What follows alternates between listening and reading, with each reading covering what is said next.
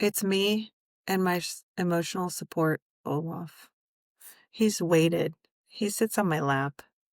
It's actually not mine, it's my daughter's, but I love him. So sometimes you'll see him sitting on the bed behind me. But today he's on my lap because we're going to talk about grief today. But it's a different kind of grief. It's the silent grief that so many fire spouses carry. It's not necessarily the grief. It's not necessarily the grief of losing someone. It's the grief of what's missed. The birthdays, the soccer games, anniversaries spent alone. It's the weight of always worrying about whether your firefighter will come home. And because it doesn't look like traditional grief, it often gets dismissed or left unspoken. Here's what we know for fire spouses. Unacknowledged grief still shapes us. It impacts our mental health, our marriages, our parenting, and our sense of identity.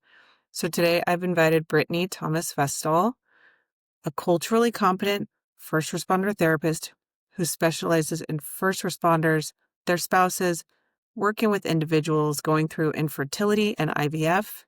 She's also a brain spotting therapist and a dog handler to her very sweet 16-month-old golden retriever, George. This dog is so freaking cute, too. Oh, my God. She's also training with Paws for Freedom. Brittany's going to help us unpack this invisible load and, more importantly, share the practical ways fire spouses can process it, validate it, and stop carrying it in silence. If you're a fire spouse who's ever thought, why does this feel so heavy when nothing tragic has really happened, this conversation is for you. So let's get into it with Brittany.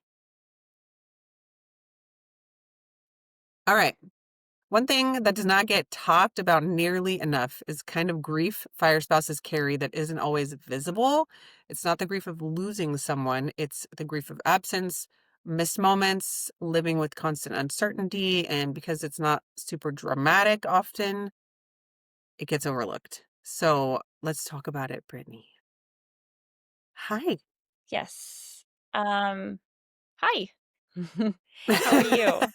Excited to have you I'm on. good. This is I'm a good. good conversation. Yeah, I think it's timely because I feel like I've been talking about it in a lot of my sessions lately. So it's been coming up a lot. What comes up? Tell me. Um, well, I think one of the things that I see a lot in my practice is people that are injured or being diagnosed with cancer. So that's one thing that I see a lot. Um, I see it also as a firewife. I mean, we are constantly hearing about other firefighters that are getting diagnosed with cancer, are dealing with health issues. So that's definitely something I'm seeing a lot right now, both personally and professionally. Has the cancer diagnosis is ticked up, or is it just because people are getting screened more, do you think? I know, random side topic. Yeah, no, that's a good question. I do think people are getting screened more. I mean, we have, since I've been married to my husband, we have seen several of his coworkers pass away from cancer over the years. And so it's kind of wild to think that, like, in this whole time that we've been married, that so many people have died from it just in his department. I do think that more screenings are leading to more cancer diagnoses. They're doing more of the full body scans, they're doing skin checks. The age has dropped for colonoscopies. So I think that is helping for sure. But I just think also there's a lot more exposure. Yes, that is valid. We could probably have our own separate podcast about that. Yes. Um, Yes. okay. So tell me, how do you define silent grief? Like what's a good definition for our listeners and our Yeah, I mean, I think that silent grief is grief that just isn't acknowledged. It's not what we would consider traditional grief. Losing a loved one, it can span from the holidays that are missed while they're working. It can be what the spouses experience. What I do see that a lot with spouses that are getting close to their husband's retirement or their other spouse's retirement is kind of that grief of like what this job did to their marriage, their family, their life. how it impacted their career. I mean, that's like a whole nother podcast too. I um, mean, that's real. I there's mean, yeah, yeah. I see that a lot lately. I think as more and more people are retiring right now, we're seeing a lot of spouses that are struggling with that. Kind of this like, you know, what was this life? And maybe some resentment, some questioning of what does this look like now? What did I sacrifice?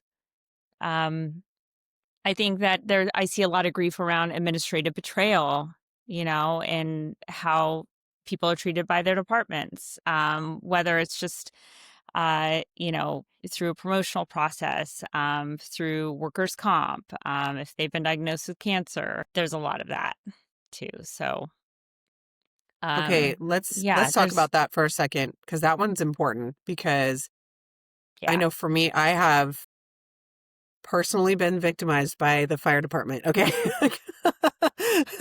I think no one talks about that for sure. The grief yeah, of having to be the person who has to comfort and understand when there is some kind of administrative situation. Um, yeah, Nobody talks about what it's like on the spouse, especially when you are kind of expected to continue being an active participant in the department, right? yes, And you're expected to show yes, up to things and expected to put on a smile, and you know that you're looking at somebody who may have did your spouse dirty and you can't say anything, right? And so you carry it with you, and I can definitely understand how the resentment could grow with the department. Is that I'm guessing you probably are hearing that a lot from your clients. yeah, yeah, for sure. I mean, I know just personally that's something that I've experienced, and I hear it all the time from my clients, especially the wives. That feeling of, I just have to keep my mouth shut. I can't say anything. How do I support them? A lot of times that can be a trigger also to PTSD. And so if they've already, if their backpack is already full and they have an administrative betrayal, and that's just going to be that trigger that kind of makes that backpack fall apart. So I do see that a lot too. I would say that pretty much with all of my clients that are going through some kind of workers' comp claim are dealing with administrative betrayal. A lot of the chief officers that are dealing with promotions and working at the higher level, they're dealing with administrative betrayal. So it's definitely something I see a lot. And I think it really makes them question their career. I think it makes them question their career. And I think as a spouse, it really makes us question, okay, what are we supporting? How do we support our spouse in this? And how do I keep my mouth shut? How do I not say something? Yes, that's the hardest part for me for sure. I've Yes. definitely gotten in trouble sometimes because I'm like, whoops, I shouldn't have said that. And I Yeah. mean, I'm lucky. My husband is pretty cool. He always says, just say how you feel, and at the end of the day, if they want it to impact me, that's on them. But I always feel kind of like I shouldn't say anything, because I don't want it to affect his job, right? There's Yeah. that very fine line. I think even for me as a spouse, that's my husband promoted to captain. I want to say like in his early 30s, and so we've been kind of in this position where he was, I would say, more separated from the crews because even though the captains are with the crews, they're still, it just separates you a little bit more because you're in that a leadership position. And I think once he went to captain and then battalion chief, uh, we started to see that more. And as a spouse, trying to figure out how to support them in that without kind of inserting your own feelings and how that also impacts you. If you had certain expectations or like in our situation, if expectations around his career may have impacted my career. And I do see that a lot. too with couples, because there's so many more fire families with dual incomes now, and that can impact the spouses trying to figure out, well, what do I do for my career? You know, um, Yes. if we're How does it waiting, fit if we're into waiting their for him world? to promote, yeah, yeah, totally. So I definitely impacts the family. Yeah. Yeah. Okay, impacts the family. Let's talk about that for a second. How do you think it kind of shows up in the relationship? Because that's a big deal, right? How do we Yeah. how do we get it to not impact us so greatly at home with our spouse and in our parenting and just in the whole family? Yeah, I mean, I think that probably for a long time, a lot of spouses felt like they couldn't say anything, that they just kind of had to go along with those expectations and those cultural norms. And I do see that being pushed back against more. Again, I think with more families having dual incomes, what I'm seeing also is there's a lot more spouses that are educated. Some of them have higher degrees and they have really stable, good jobs and careers, and so I think that's where having those conversations as a couple of how do we support one another in our careers, and how do we kind of push back against some of these cultural norms? Like, even just the expectation that if you're a firefighter, that your spouse is always going to be the default parent, the one to take sick leave, the one to take work off. Um, I think that's changing. And I think that's hard because departments aren't really equipped to deal with that. Yes.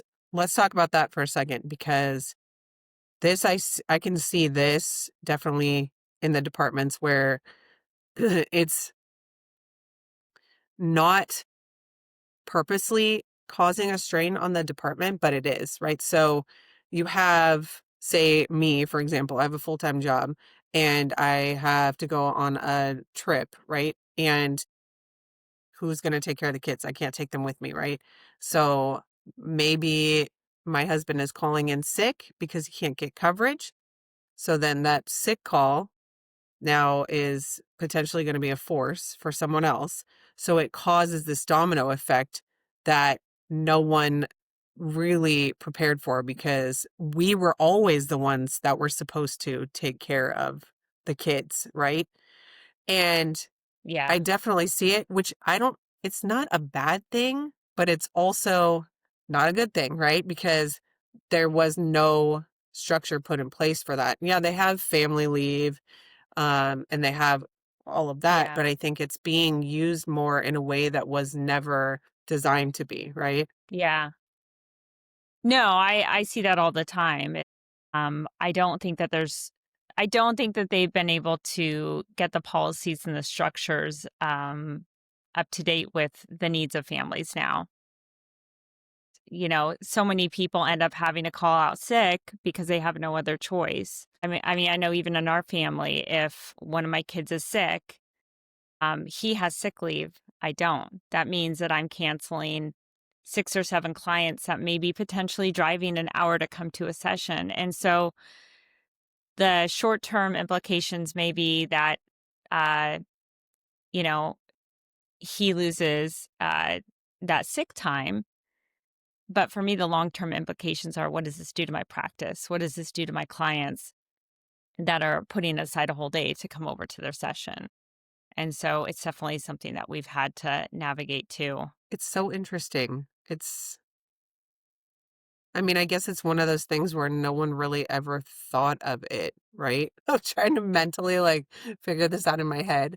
Um, because it wasn't ever supposed to, like, the system was not set up this way. It wasn't set up for dual income. It wasn't set up Yeah. for the spouse to have a full-time job. It was literally set up for us to be the default parent at all times. So it's interesting to see the changes. And I'll be interested to see how departments, what the future looks like for situations like this. Um, Especially because, like, you and I Hmm. are in a state where we're dealing with constantly understaffed departments, right? Yes. So I mean, those are some areas where I see it come up.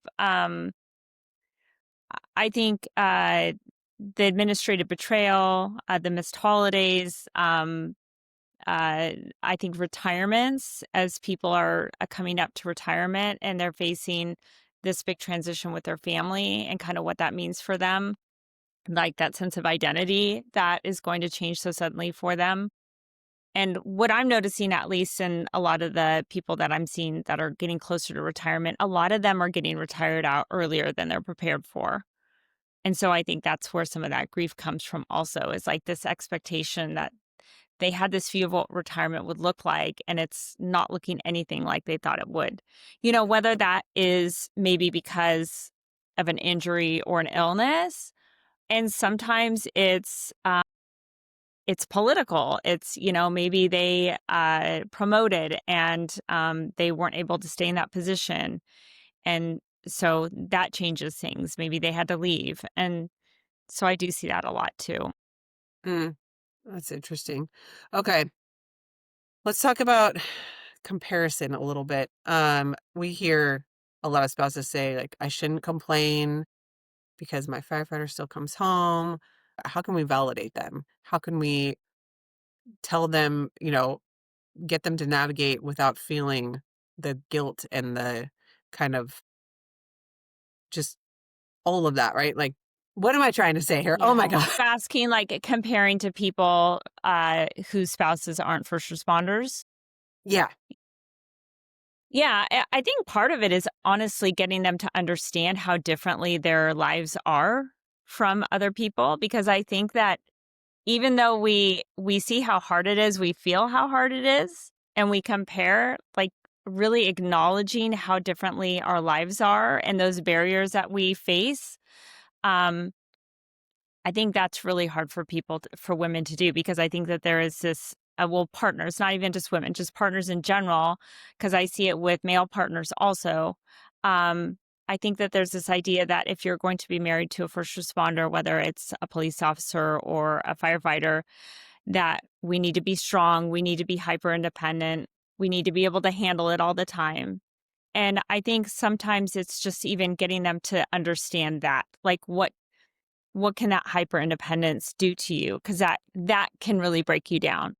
That can isolate you. It can cause a lot of anxiety and depression. It can cause issues in your marriage. So I think that that's part of it, is just getting them to understand and kind of accept, okay, my life does look very different. There are barriers here, legitimate barriers that are very different from other families. And, like, how do I deal with that? Yeah. How do I deal with it instead of shoving it down, right? Because I think we're all a little guilty of that sometimes. It's like, I'm just going to put this in a compartment until I can deal with it later. And then I forget about that compartment and it just keeps adding compartments until I explode, right? I think that there can be some shame and some embarrassment too. Like, if you're not handling it well, or if you have to go to events and you don't have family with you or you don't have your spouse with you. I think that there's a lot of shame that partners carry that we don't need to carry. Like, this is just how it is. And some of that comes from the comments that maybe come from other people that don't understand. I mean, I remember when my kids were little, and there were several times where I was told, don't come because your spouse isn't going to be there. And so, literally being uninvited to events because I didn't have a partner with me. I think that those things happen. I don't think people intentionally do it, but I do think that that only kind of adds, it just piles on to that shame that we have, like we're doing something wrong, we're not handling it well. Or if you have a hard day with your kids, you're out at some event with your kids and your kids are difficult because they're little and there's a lot of them. It's, just piling on more of that shame, and I'm not good enough. I can't handle this. So I think a lot of it is, like, really helping them kind of process that and understand that there is grief and there is shame there. That's one reason why I love brain spotting, is because it can help uh, partners really process some of those feelings that they may not even be aware of. Like, we just kind of carry that with us in our bodies. And we don't even know. Tell me more about brain spotting. I love brain spotting, especially for fire wives specifically, because I find that a lot of times as fire wives, we're very kind of shut down, more that's where that like hyper independence comes from. Like we don't feel like we can share our feelings. We need to be strong. We need to have it all handled. And so I do find that kind of similar to their spouses a lot of times, the fire wives can often struggle like really identifying their emotions that they're feeling. And so what brain spotting's great, the reason brain spotting is great is because it helps us identify kind of where we carry those emotions in our body. And it can be done in a way where you don't need to verbally process it. So you can process it quietly, you can talk through it. Really, what you're doing is you're finding a spot in your field of vision that is connected to that place in your brain where you store trauma, emotions, grief, all of those things. I find it to be pretty effective for my first responders and also for their spouses. That sounds scary, but also really cool. It's really cool. I love it. Okay. Yeah. What are some healthy ways for fire spouses to process grief that doesn't really have that clear permission slip to exist? What are some like really good healthy ways for us to process those other than therapy? Find a friend that is not going to try and fix it for you. Find someone that gets it, find someone that understands. Like for me personally, I've found that single moms are like the best because it really gives you perspective of, okay, they're doing it on their own. I still do have some of this support over here. Um, they're not going to try and fix it. So for me, I've found that some of my best friends are single moms that are raising their kids on their own. That helps kind of give me permission and perspective. So finding people that aren't going to try and fix it, aren't going to dismiss you, aren't going to downplay it, that they're just going to give you the space to talk about it. And really just making sure that you're building in time to take care of yourself. Um, Making sure that you and your spouse are supporting one another because just as it's important to make sure that we're supporting our spouses coming off duty, decompressing, taking care of themselves, we also need to make sure that we're doing the same because if we're both dysregulated, because, we're exhausted, we've been with the kids for however many days, that's not going to be any better than them coming off duty and being hypervigilant and being irritated and being exhausted.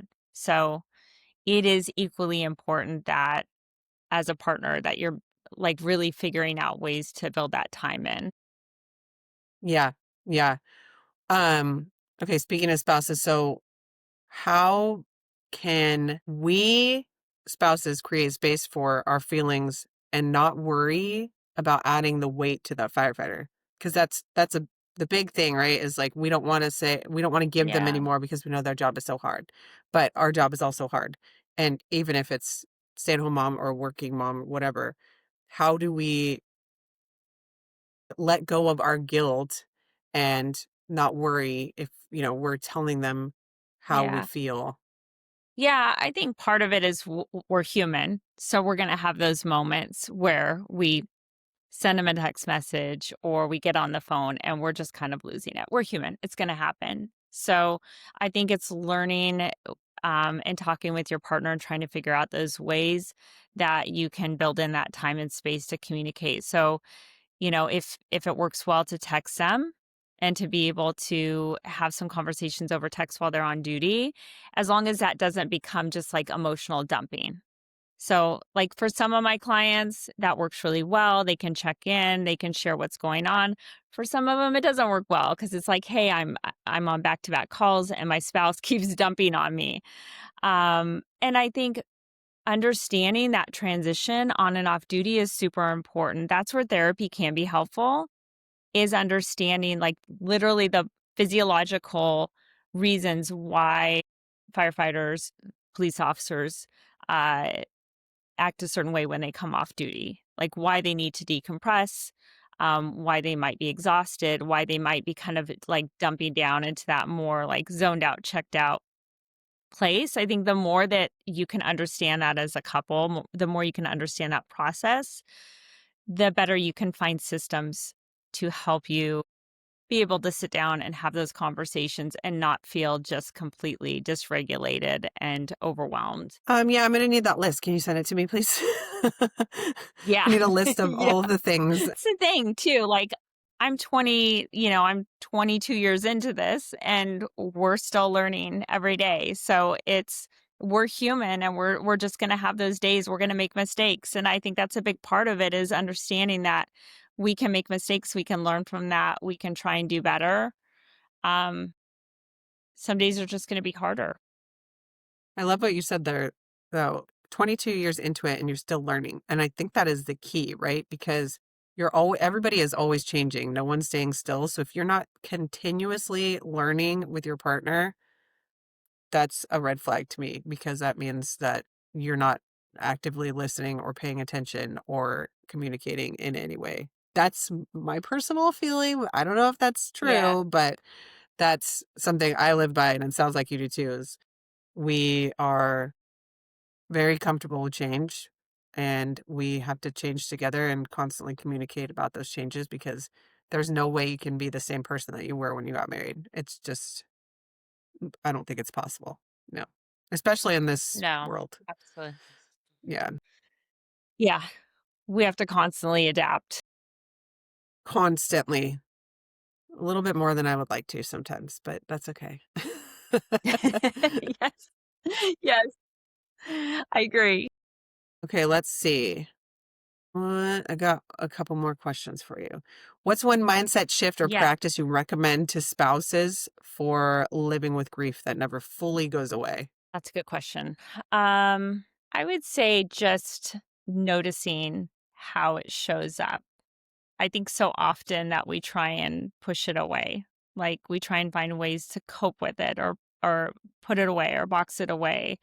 And I think especially with grief, you part of that is what part of working through grief is like really walking through grief, like feeling those emotions.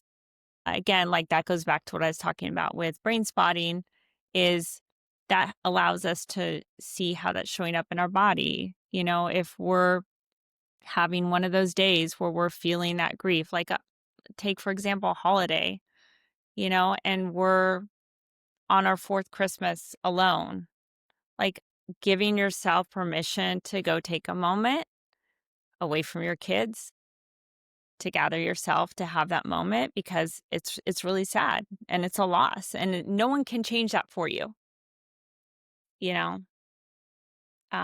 So I think a big part of it, I would say, is just being able to have some level of acceptance of, you're going to have these feelings, and being able to just notice how those feelings are coming up. And if it becomes too overwhelming, if it feels like it's literally keeping you from being able to function, then that's where you need to figure out, okay, what do I need to do to kind of manage these feelings, Yep. or I love manage like that. the symptoms that come with the emotions?